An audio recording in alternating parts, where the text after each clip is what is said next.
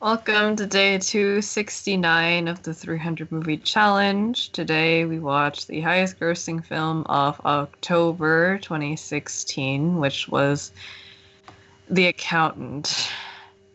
You know, for a while we didn't really have that pattern of crime October movies. I was very happy about that. And then we back to it all of a sudden. Like we got thrown back Yeah, into the 90s. Yeah.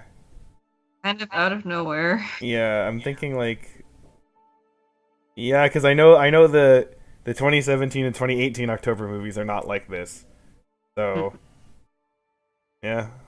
It is weird cuz this does seem to kind of just be some random movie in the middle of these all these big franchises, right? Well, Yeah. this and the previous one, but We were very. We didn't know what to think of this movie because it was a rated R film called The Accountant. yeah. So there are various ways that this could go. I still don't think we expected this was the way it would go. No. Yeah. No. I'm in my mind, in terms of how much I enjoyed it, quote unquote, I'm comparing it to Payback. Interesting. But Payback to me was more just kind of dumb. Wait, Payback was the one where the That was guy the wanted, 70,000 one dollar thing. Oh, Yeah. okay. he wouldn't take more money for some Yeah. reason. So that was dumber, but part of the dumbness made it a little bit funnier. Yeah. Whereas this was I guess better made and had less quote unquote problems, but I was just kind of bored. Yeah. Yeah. And okay, this is a 2-hour movie, but it feels long. I felt kept like I staring was at the dying. time, and I was like, how is this only been an hour? And I'm like, oh my god. So Reading my textbook was more entertaining. Okay, yeah, like you said, I feel like this is a movie where the actors were clearly very into it, but I feel like maybe because the pace was so slow, you didn't get the story at all, and that's why you fall off the wagon, and then you're just like, well, now what do I do? Well, in you know? addition to that, the story was told in kind of a weird way. Yeah. Where Yeah. there would be random What? yeah, there were random flashbacks to when he was a kid, but then even besides that, there'd be moments where there's a bunch of exposition dumped on you in 5 minutes, but then there'd be seemingly no exposition or no kind of plot things really for 30 minutes. Yeah. So it was in these really weird chunks because again, that part where the woman and the older guy were talking in the house about and they revealed so much crap in 5 minutes, and it's just oh, okay. I forgot who people were because of the structure of this movie. I was just like, okay, Yeah. are we in the present or are we in the past? There's no indication as to whether we're in one time period or the other. You can just discern based off of if there's narration or if it's explicitly the guy becomes a kid. Because in the funeral scene, I thought that they were young because it showed a father and two boys. Yeah, I was really confused Yeah, about that's what I that. thought too. And then you see Ben Affleck on the ground, and I'm just like, well, who the hell are those people? Yeah, no, then? because they focused in on that. They're oh, the guy with the kids, and I'm like, okay, so that's them when they're younger. But no, it's not. So what? Then who were they? Yeah. They specifically pointed at parallelism? them. So Yeah. yeah, that was weird. Because I was just like, those don't look like the kids from the beginning of the movie. Mm-hmm. I feel like this movie would have been improved upon if it was told and if they rearranged how they showed events, if they showed a bunch of their childhood except for maybe the funeral scene where that could serve as a flashback later on. So it would be like Daredevil with you have the entire childhood, the thing happens, or the thing is implied to have happened, and then you get that piece, which is the funeral, later. But that's the only thing out of order, and that would be fine. I like how you're suggesting what to do, by saying do what Daredevil did. Yes. Wait, wasn't Ben Affleck in that movie Oh too? yeah, that was him. Oh Maybe yeah. that's why. And wait, okay, We're that all was so kind of okay, not in terms of tone, but in terms of the idea of like here's someone who has like a disability who's like doing all this like extra, covert stuff behind the scenes, right? Yeah. Oh Oh, yeah, wait that's a minute. true. Which okay, let me like talk about that. So the whole thing is that the main guy has autism, right? Hmm. To be honest, I really don't know like if this was like an accurate portrayal of someone with autism because I don't really interact with anyone with autism, so I can't really comment. Especially like an adult who's like in in functioning, high functioning, right? Hmm. So the experience I have with autistic people is mostly kids and then like adults who are not really functioning on their own. So I don't know if that's like, you know, if that was like Right. well representation. So I can't comment on that. At the same time though, and again, this is a really common thing with like this whole trope where it's like, oh, the guy has like a disability or whatever, but therefore he's also amazing at this other stuff, and it's like, I don't know. Well, usually it's not. I mean, we all have like not perfect eyesight and stuff.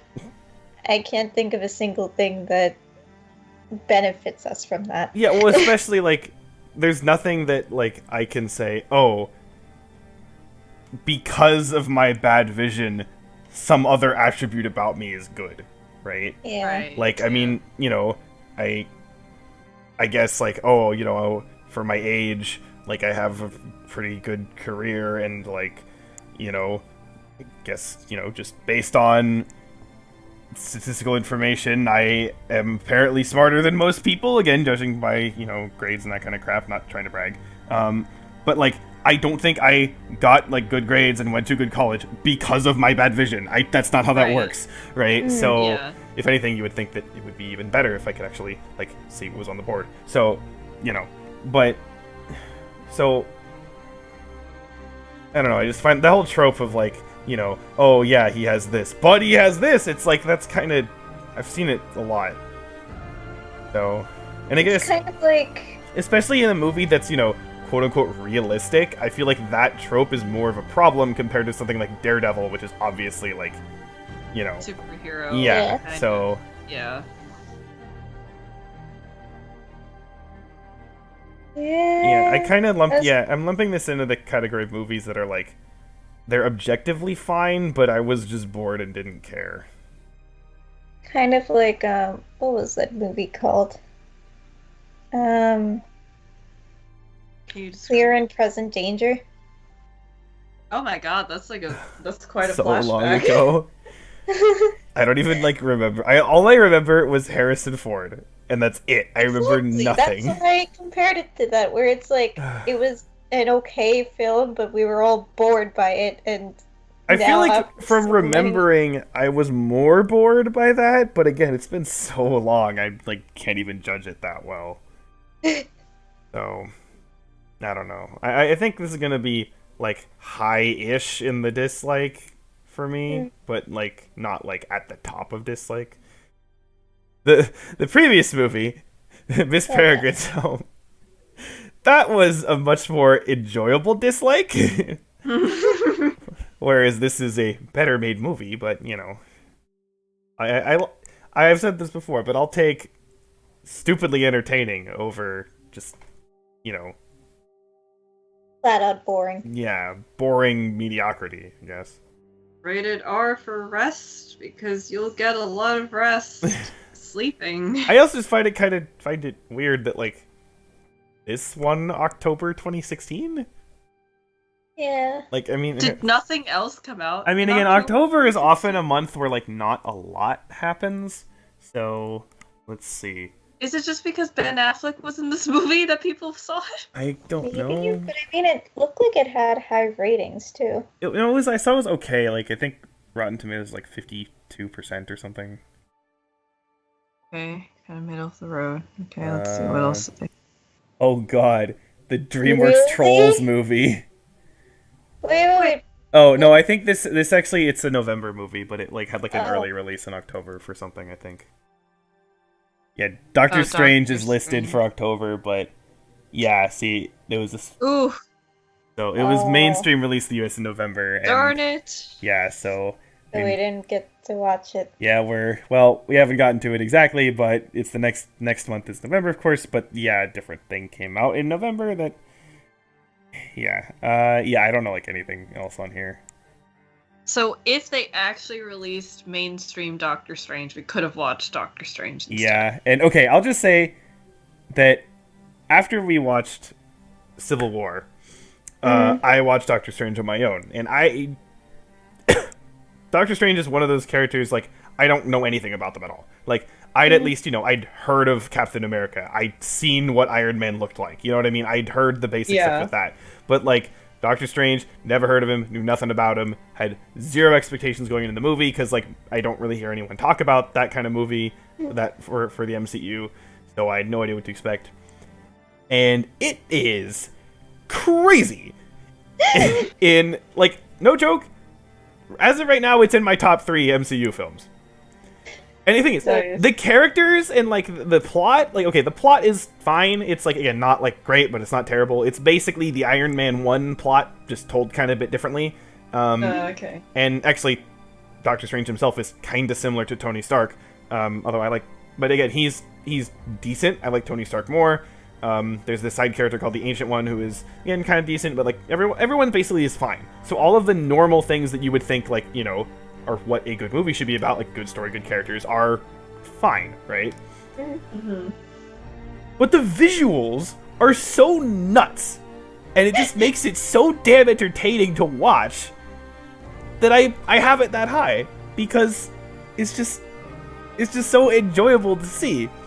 And there's because it's so much weird stuff that you haven't seen in the MCU stuff before. The closest thing I could possibly link it to is at the very end of Ant-Man, where like he shrinks down to like the subatomic level for like a minute, right? Mm. And that kind of weird scene, which was like the most interesting scene in the movie, which kind of lame because it was only for like a minute. So picture that, but like constantly. Wow. So yeah, it was a lot more entertaining than Ant-Man in that sense. And again, I don't love the character, but I like him definitely a lot more than Ant-Man. So, yeah, so I wish, because you two haven't seen Doctor Mhm. Strange. So I said this in private previously, but yeah, I definitely recommend you guys watch that. And I guess anyone else who's been watching MCU stuff and just skipped over Doctor Strange because maybe similar reason they're like, I don't know who this guy is, so I don't care, right? But go watch it. It's kind of nuts and it's great. I really like it. So whereas this was just the thing that was the thing. So If only they released it in the US instead of, yeah, well, not instead of, with Hong Kong. yeah. Hong Kong got the October release, but Lucky. yeah. I mean, Very lucky. is there really anything else to say about this? Because it's just kind of thing. It's very long. Well, it's not long. It feels long, and it's kind of dull. So, yeah. Well, next movie is again not Doctor Strange, but it is part of a bigger franchise. So, Oh yeah, I've heard very Interesting little things. I've heard mostly good things from what I know, but I don't really know too much about it. So, I guess we'll find out. Bye. So, bye. Bye.